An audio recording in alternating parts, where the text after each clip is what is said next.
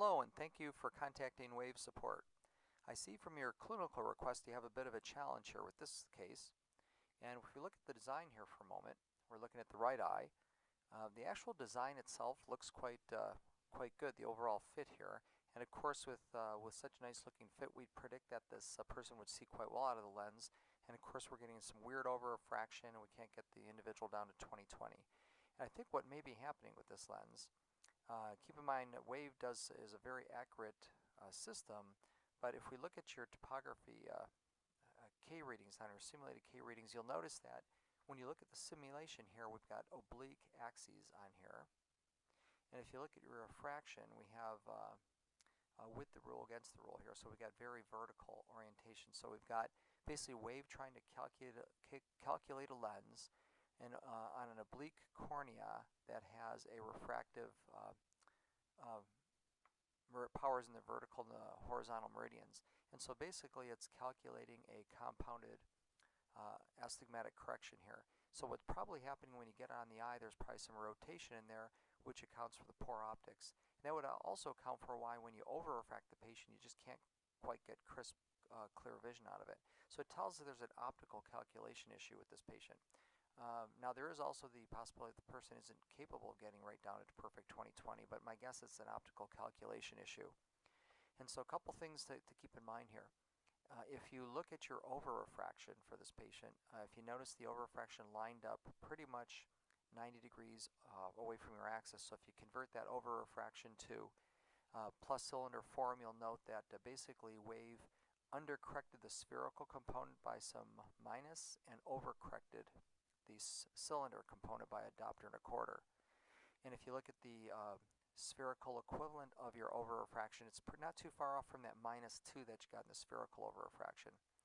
So just a couple comments. If you were able to take that over-refraction and got them down to 20/20 or pretty close to it, I would just have you add that in right here. But obviously you're having a little trouble with that. So the first thought would be to get this, try to see if we can get this lens to stabilize more on the eye.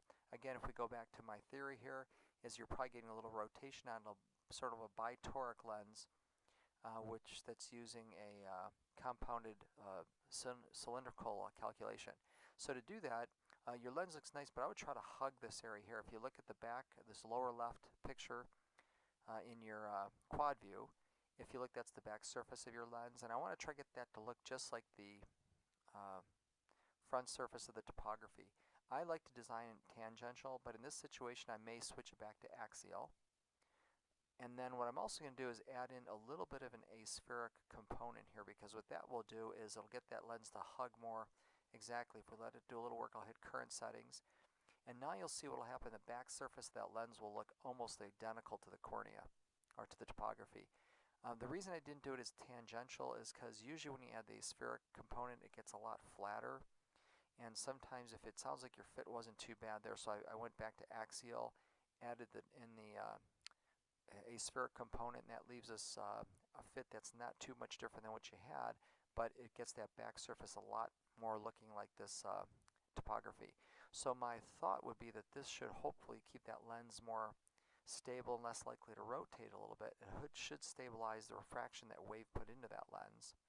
And now when you get your over-refraction, you should hopefully get a much better result, and then you can add anything over here.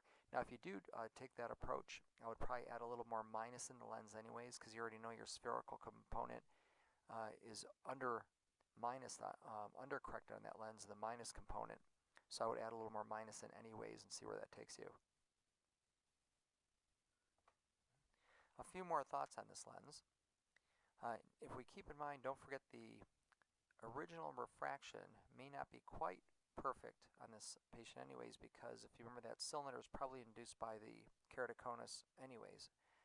And so if you try that approach that we talked about refitting and you are still way off base, what you may have to do, I've had to do this in a few cases, is just take the whole refraction out of here, just leave this whole plano refraction, design a nice fitting lens on the eye, and then when you over-refract that, then you're only going to have a single refraction to put back into the lens.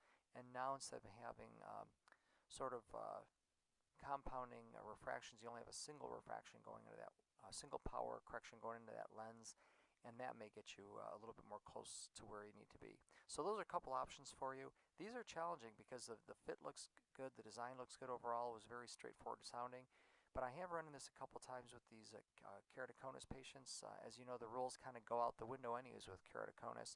But sometimes these displaced cones, because they'll induce a weird corneal shape, and you'll also induce some weird refractive components here. When Wave makes the calculation, it tries to make a very accurate lens on data that's not quite symmetrical. So I think that'll probably explain this. I think with that approach, that will get you back on track. I wish you well with this case, and don't get frustrated. Just hang in there, and thank you for contacting Wave Support.